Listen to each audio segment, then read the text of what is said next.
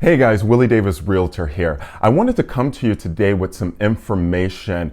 As we sit here right now, the housing market is crazy.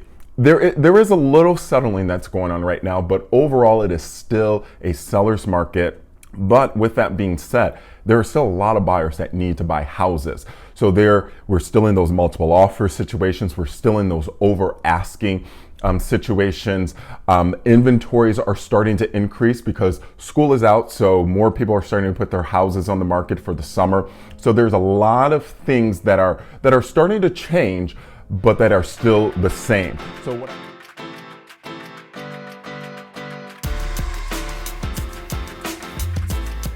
So what I wanted to do, I wanted to talk to my buyers today and kind of go over a few things to help you get your offer accepted, but also understanding the whole offer process and the things that are included in your offer so that you have a better understanding maybe when your agent is presenting these to you and certain ways to write those offers, but also making sure at the end of the day, no matter what kind of offer it is, making sure you're writing the offer that you're most comfortable with.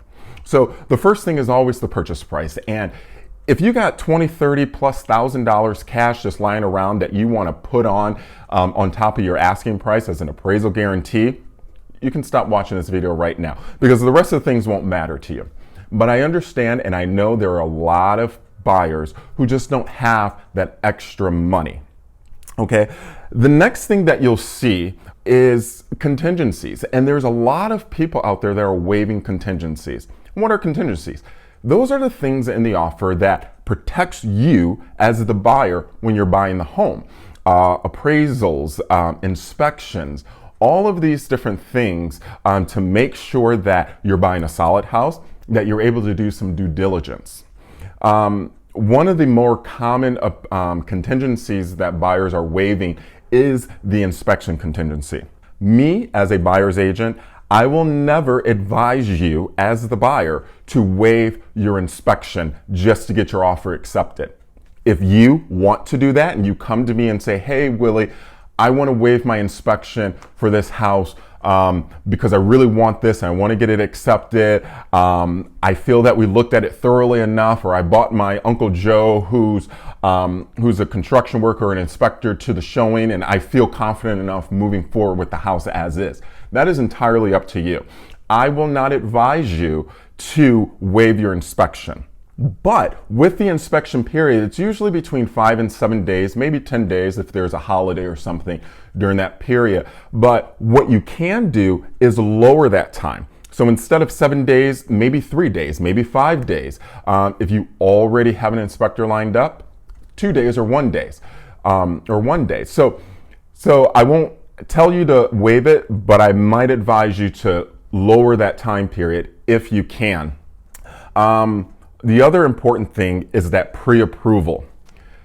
There are many different places you can go online and click a couple of buttons, put in a little bit of information, and you get a pre-qualify letter for some exorbitant amount. I'm going to let you know a pre-qualify in this market is not going to get your offer accepted because that pre-qualify is going based on the information that you put in and nothing really has been verified. A listing agent is going to want to accept an offer that has been pre-approved, and preferably by that lender, the information you provided has been verified. They've seen bank statements, they've seen tax returns, they've W-2s, all of those things. They've actually seen some of your information that you put in there to verify that, okay, you do make this amount per year or this amount per month, and it's consistent. Okay, so if you don't have a pre-approval, it's going to be pretty hard to do that. And then also, there are some preferred lenders out there that a lot of agents work with. If your agent has a relationship with a lender and has been getting offers accepted and been doing a lot of business with that lender, it might be wise if you look at that lender because that relationship between your agent and that lender has already been cemented. And that helps with the process a lot. Also, your agent. You don't have to use me. But make sure your agent, like I just mentioned, has those relationships, has not only a relationship with a lender, a preferred lender, but also has a good relationship with agents within the industry. There have been clients that I've gotten offers accepted because I had a good relationship and good rapport with the other agent, and they know I can get this job done. I can get this closed. Even listings. I've accepted offers from other agents who I've done other business with or have had great relationships with, and I know that they can get this done and they have a competitive offer. So there are so many things that your agent, not just being a physical person there, but just them having those relationships and an understanding and a good reputation, it can take your offer a long way. And sometimes it's the timing. Houses are hitting the market and going best and final within a couple of days, 10, 20 plus offers, tens of $1,000s over asking.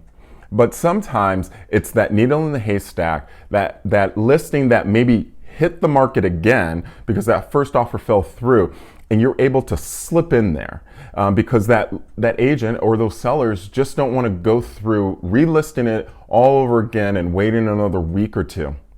I've had buyers in the past this season get offers accepted because that house had just hit the market again, and the sellers were frustrated and they wanted to make sure they can get that offer, that the offer was going to get accepted or closed.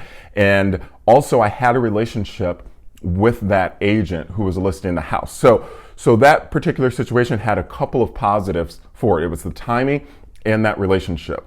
I hope some of this information has been very helpful for you as a buyer. If one or two or all of these, some of these pieces of information that I just provided to you, if it can help you, maybe help you tweak your offer a little bit, give you a better understanding of what's going on out there, or just the overall offer itself, I promise you, sooner than later, you will get your offer accepted.